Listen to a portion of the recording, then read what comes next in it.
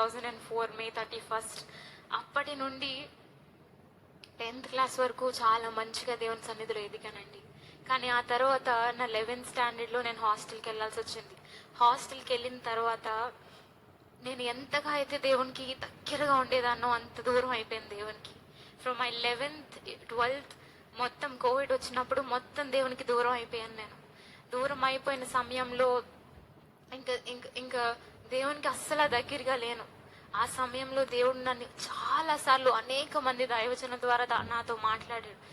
నాతో మాట్లాడినప్పటికీ నేను దేవుని త్రోసివేసి, అప్పుడే కాదు ప్రభా, నేను అప్పుడే సేవ చేయను, అప్పుడే నేను ఏం చేయను, నేను మొత్తం నా స్టడీస్ అంతా అయిపోయిన తర్వాత నేను అప్పుడు వస్తాను అని చెప్పేదాన్ని. కానీ ఈ సంవత్సరంలోనైతే నేను అన్ని లోకమును దాని ఆశలు గతించిపోవును, కానీ ఆయన చిత్తమును జరిగించేవాడు నిరంతరము నిలుచును. ఆమెన్. లోకంలో అన్ని చూస్తాము, అన్ని గతించిపోతాయి, అందరూ విడిచిపెట్టి వెళ్ళిపోతారు, కానీ దేవాతి దేవునికి మనం చేసిన సేవ ఒకటే మిగులుతుంది కదా.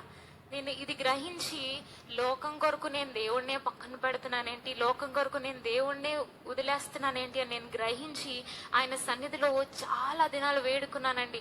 ప్రభా నన్ను క్షమించు, నన్ను వాడుకో, నువ్వు ఎలా అంటే నేను అలా సేవ చేస్తాను ప్రభా నేను అడిగాను. నేను మొట్టమొదటిగా రాసిన పాట నన్ను క్షమించు ప్రభా, నేను ఇంకెప్పుడు విడిచిపెట్టి వెళ్ళను, నీ నీడలోనే నీ జాడలోనే నేను నడుస్తానని నేను రాసిన మొదటి పాట. నా మంచి చేసి మన్నించు నన్ను, ఇంకెప్పుడు నేను విడిచిపెట్టి వెళ్ళను. రెండోదిగా నేను రాసిన పాట మాట్లాడవా నా యేసయ్యా, నీ సన్నిధితో నన్ను నింపవా, నా సమయం అంతా వ్యర్థం చేశాను, నా పాప ఎచ్చలకే నేను విడిచిపెట్టి వెళ్ళిపోయాను, కానీ తెలుసుకున్నాను ప్రభా నువ్వు తప్ప వేరే దిక్కు నాకు లేదు, నువ్వు తప్ప నాకు వేరే ఆశ్రయమే లేదని నేను తెలుసుకున్నాను అని రాశానండి. రెండో చరణంలో నా సమయం అంతా కోల్పోయాను, నీ పిలుపును నేను త్రోసివేశాను, నీ సహనమును నేను పరీక్ష పెట్టాను ప్రభా, నన్ను క్షమించు, నన్ను విడిచిపెట్టి వెళ్ళిపోకు అని దేవుడికి నేను ప్రార్థనగా ఒక పాట రాసుకున్నానండి. మరి ఈ సంవత్సరంలో దేవుడు నాకు ఇచ్చిన వాగ్దానం ఏంటంటే ఐజియా చాప్టర్ 54:8 అందులో ఉంటది, I may hide for a moment but నేను కృపతో నిన్ను ప్రేమిస్తాను అని ఉంటదండి. Just want to read. Even if I hide my face for a moment, I promise to surround you forever with my enduring love and mercy. నేను దేవునికి ఎంతగా అయితే వ్యతిరేకంగా వెళ్ళానో అదంతా ఈజీగా పోదండి. ఈజీగా ఒక నైట్ నేను ప్రార్థన చేసి ప్రభువా నన్ను క్షమించు, నన్ను ప్రేమించు అంటే పోదండి. ఈ సంవత్సరంలో 6 months నేను చాలా భయంకరమైన శోధన గుండా వెళ్ళాను. ప్రతిరోజు ఏడ్చి ప్రవ్వా నన్ను వాడుకో, నన్ను క్షమించు, నన్ను వాడుకో, నన్ను క్షమించు, ఇదే ప్రార్థన all the 6 months.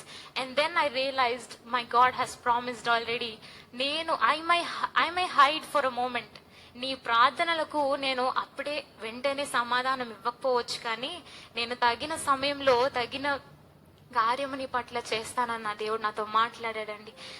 దేవుడు ప్రతి విషయంలో నాతో తోడై ఉన్నారు.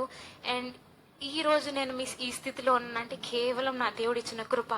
నేను నిన్నటి వరకు 3 days కంప్లీట్ ఫాస్టింగ్ చేసినప్పుడు నేను దేవుని స్వరం విన్నాను. దేవుడు నాతో మాట్లాడాడు, షకీనా మేఘం వల్లే నేను నీకు తోడై ఉంటాను, ఏ కీడు నీకు రాదు అని నా దేవుడు నాతో మాట్లాడాడు. హల్లెలూయా. మనం అనుకుంటామండి ప్రభా నేను ఈ సమయంలో నీకు సేవ చేస్తాను, ఇన్ దిస్ స్పెసిఫిక్ టైం, అప్పటి వరకు నన్ను వదిలే, ఆ తర్వాత నేను నీకు సేవ చేస్తాను. నేను కూడా అలానే అనుకున్నానండి. కానీ దేవుని రాకడ అతి సమీపంగా ఉంది, చాలా సమీపంగా ఉంది. రేపు మన ప్రాణం పోతే ఈ రోజు ఒక్క రోజులో నువ్వు దేవునికి ఏం చేయగలవు? In 1 day what can you do for God?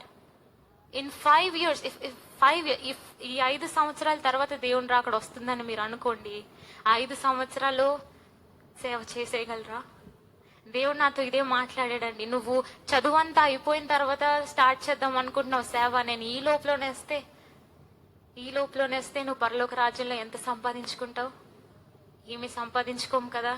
ఇదే వాక్యం, ఇదే మాట I put it as base. And then నేను దేవుని అడిగాను, ప్రవ్వా ఏ సమయం అందేనా, ఏ సమయంలో ఏమి చేయాలో నువ్వు నాకు చెప్పు ప్రవ్వా అని చెప్పాను. And God has made everything beautiful in his timing. ఈ రోజు నేను ఈ స్థితిలో ఉన్నానంటే కేవలం నా దేవుని కృప, నా పైన ఉన్న ప్రేమ వలన నేను ఈ రోజు ఇలా ఉన్నానండి. ఈ రోజు ఇక్కడ కూర్చున్న వాళ్ళందరికీ నేను ఒకటే చెప్తున్నానండి, దేవుని సేవ అంటే పాస్టర్ అయ్యి సేవ చేయడమే కాదు. దేవుని సేవ అంటే నా స్టడీస్ అయిపోయిన తర్వాత, నేను పెళ్లి చేసేసుకున్న తర్వాత స్టార్ట్ చేస్తాను కాదండి.